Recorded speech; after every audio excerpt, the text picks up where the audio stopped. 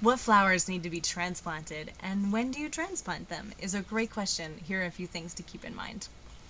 So, the main one that you really have no options but to transplant is lavender.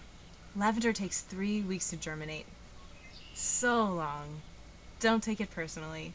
It will take forever, and that's just the way lavender goes. So start it inside the beginning of April, and you'll be transplanting it at the end of May. Here are the other ones that you really want to start inside. Think mid-April to mid-May, depending on your setup. Late April, early May is the ideal time frame. And these things you can technically direct seed, but you'll have that much more success and abundance of blossoms when you transplant them. So those things are la-ba-da, straw flower, also nigella, love in a mist, also cosmos, as well as marigolds, also chamomile, in addition to your bachelor's buttons, cornflower, as well as zinnia, and last but not least, echinacea is great because you establish it and then you have it for years and years to come, but transplanting it is definitely the way to have the greatest success.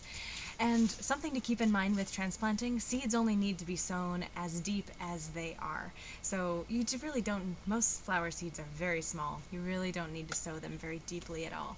And we generally sow 2 seeds per cell. And that's so we can actually make selections on them. You can see there are 2 seedlings in this little cell. One is very large, one is very small. And I know it's so hard to get rid of living things that could be big, beautiful things one day. And it's very important as gardeners, and especially as seed savers, that at every stage we're selecting for the most healthy, robust, vigorous plants. And so don't think twice. You're doing yourself and future generations a favor by removing the smaller, least healthy. So also you want to be selecting for the straightest plants. And you also want to harden them off before you transplant them. And that's, think late May. It's getting to be Memorial Day. And that's when all of these things want to go in the ground. And they'll be sensitive to frost and snowflakes or even a light frost. So harden them off at the end of May. Think when you're getting ready to start your tomatoes and plant out your tomatoes and plant out your basil.